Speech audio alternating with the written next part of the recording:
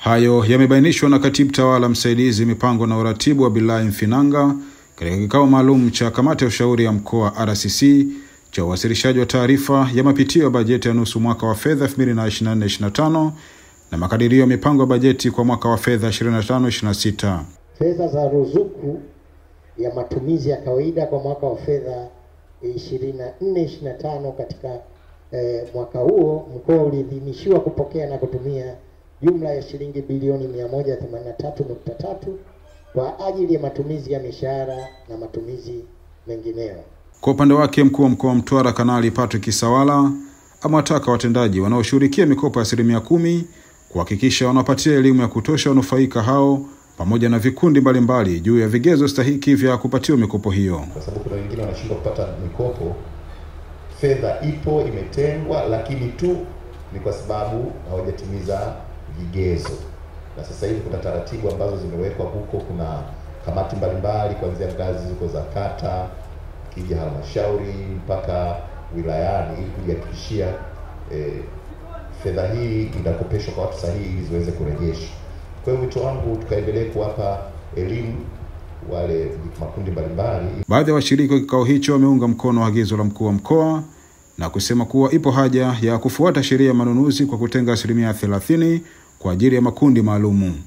Ile sheria ya manunuzi imekuwa ikisumbua kwenye kile kifungu cha, nimesahau ni kifungu gani, lakini kuna kifungu ambacho kinahitaji 30% ambazo zimetengwa kwenye taasisi za manunuzi ziende kwenye makundi maalum: wakina mama, watu wenye ulemavu, wazee na vijana.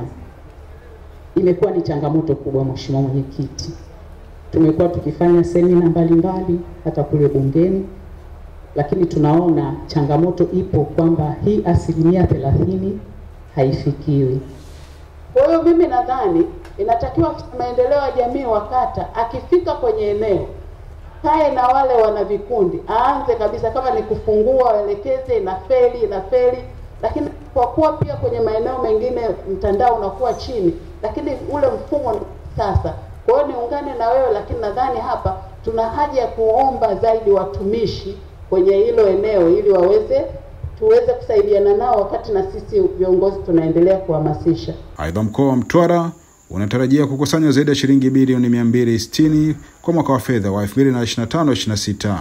Mimi naitwa Juma Mohamed. Habari zote kali za siku za kusisimua, kuelimisha na kuburudisha, bila kusahau mahojiano maalum, exclusive interview zenye ubora wa hali ya juu. Vyote hivi unakutana navyo hapa jukwaani Khomein TV. Kwa wenye matangazo ya biashara na mengine yote, tupigie kupitia nambari 0712032208 au waweza kututumia barua pepe kupitia khomein.tvmedia@gmail.com. Nyote mnakaribishwa.